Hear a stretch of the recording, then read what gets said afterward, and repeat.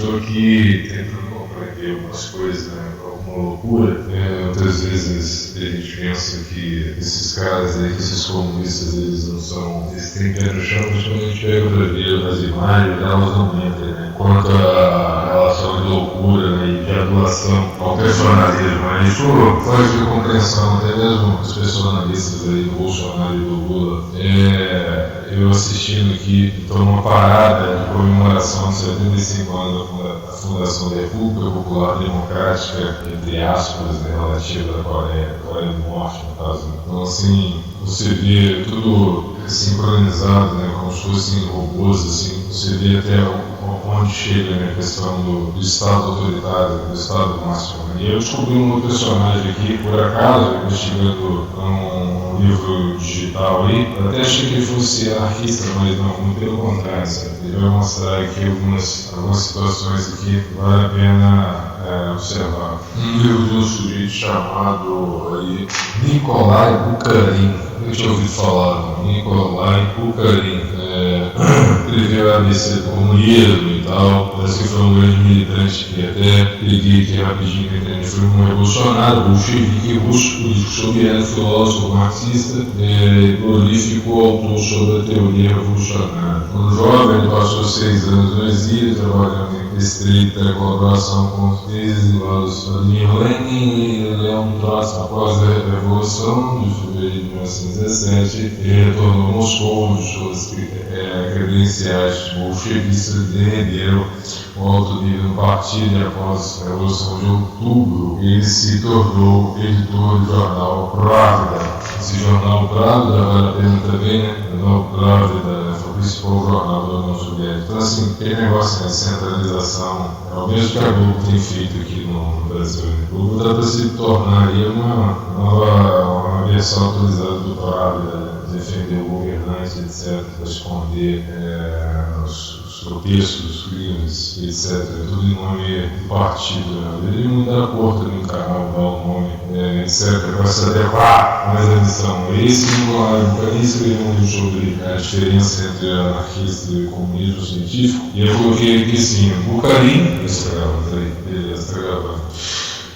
Bukharin acreditava que, assim como Marx diria, né, tudo gira pela economia. A cabeça desses socialistas, tudo é economia, tudo é jogo econômico. O que é bem bizarro de se imaginar, pois as virtudes teologais, né, expondo as virtudes teologais, né, nada tem com a economia, pois a fé está naquilo que cremos sem ver, e a economia, ela crê o oposto. Ela é pragmática, só trabalha por aquilo que vê, ou que prevê, pelo menos em teoria. A esperança do reino eterno, a mudança pela fluidez natural, não indica apenas contemplação pacifista. Muitos esperam o resultado depois do trabalho, mas esse trabalho para os marxistas não tem preço, pois é dividido, ou seja, um tipo de economia caridosa ou transcendente, permanente. Inclusive a Bíblia recomenda o oposto, dar a César o que é de César e a Deus o que é de Deus. Né? Enquanto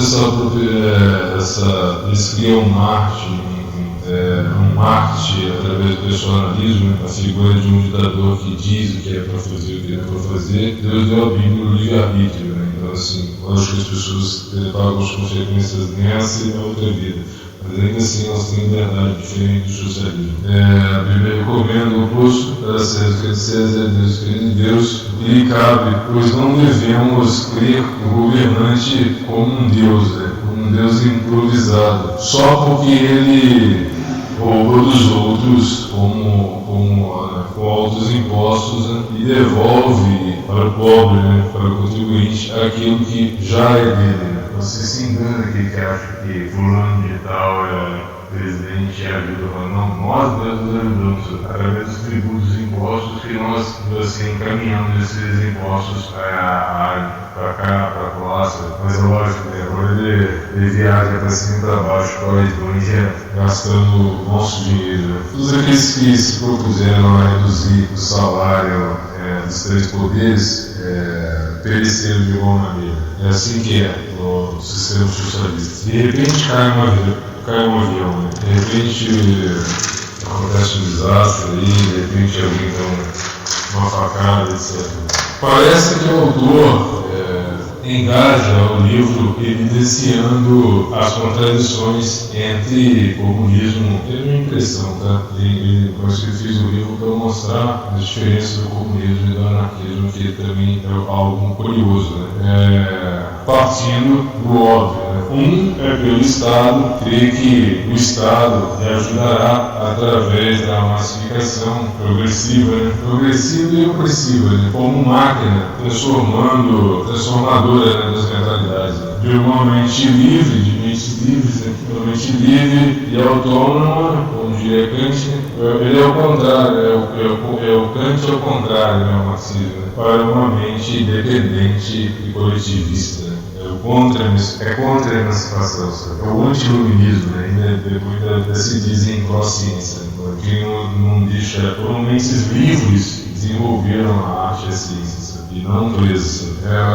Anarquismo, se fosse assim, do Norte e Rubio dos Santos países seriam os prepotências, assim, porque eles tivessem a mentalidade livre, mas como tanta doutrinação que boa parte da aula, posso dizer, expôs de causa, grande duas faculdades, boa parte, pelo menos 90% do material, é tudo para doutrinar. Então não há desejo de passar o conhecimento e revelar a ciência. Né? Há um desejo de usar aquele espaço para falar a respeito da revolução, pró-revolução, usar como um palanque, um megafone de doutrinação, de repetição massiva, né?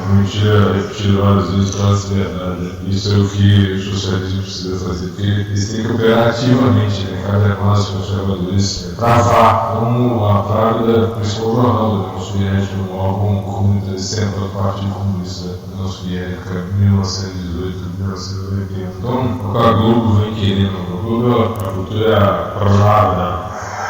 Então, o anarquismo, não crendo na moralidade do Estado, propõe um ato brutal, entre aspas, né, de opressão, ou um ato brutal de opressão, ou uma doutrinação sistemática progressiva tão sistemática que faria água e óleo se combinarem, sem alguma interrupção, sem resistência.